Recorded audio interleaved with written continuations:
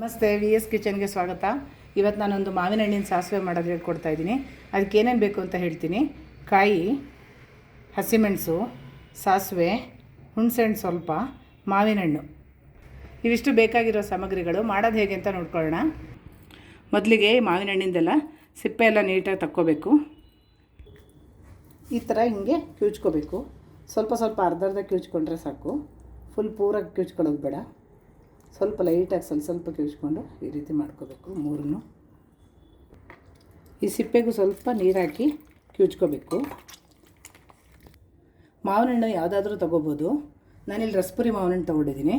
ಈ ರೀತಿ ಅರ್ಧ ಪಲ್ಪ್ ಈ ಥರ ಮಾಡಿಕೊಂಡು ಹಿಚ್ಕಿಟ್ಕೋಬೇಕು. ಈಗ ಇದಕ್ಕೆ ಮಾವಿನ ಹಣ್ಣಿನ ಸಾಸಿವೆ ಮಾಡೋದಕ್ಕೆ ಮಸಾಲೆ ಹಾಕ್ತಾಯಿದ್ದೀನಿ.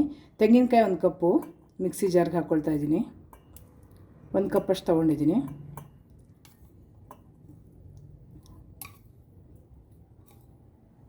ಮತ್ತು ಹುಣಸೆಹಣ್ಣು, ಹಣ್ಣು ಸಿಹಿ ಇರೋದ್ರಿಂದ 1 ಚಿಟಿಕೆ ಹುಣಸೆಹಣ್ಣು ಹಾಕ್ತಾಯಿದ್ದೀನಿ, 1 ಗೋಲಿ ಗಾತ್ರದಷ್ಟು.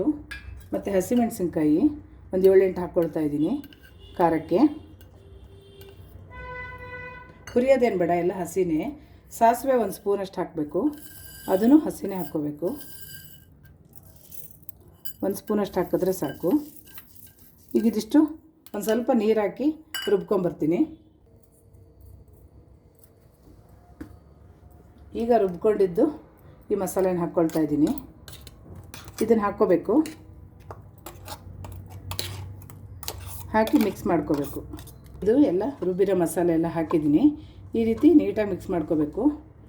ಇದು ಮಧ್ಯಾಹ್ನದ ಹೊತ್ತು ಬಿಸಿಲಿಗೆ ಚೆನ್ನಾಗಿರುತ್ತೆ ಮಾಡಿಕೊಂಡ್ರೆ. ಮಾವಿನ ಹಣ್ಣಿನ ಸೀಸನಲ್ಲಿ ಮಾಡ್ಕೊಳ್ಳೋಂಥ ಸುಲಭವಾದ ಒಂದು ಮಾವಿನ ಹಣ್ಣಿನ ಸಾಸಿವೆ ಇದು. ಈಗ ಇದೀಗ ರೆಡಿಯಾಗಿದೆ. ಈಗ ರುಚಿಯಾದ ಮಾವಿನ ಹಣ್ಣಿನ ಸಾಸಿವೆ ರೆಡಿಯಾಗಿದೆ. ಈ ವಿಡಿಯೋ ಇಷ್ಟ ಆದರೆ ಲೈಕ್, ಶೇರ್, ಸಬ್ಸ್ಕ್ರೈಬ್ ಮಾಡ್ಕೊಳ್ಳಿ. Thank you.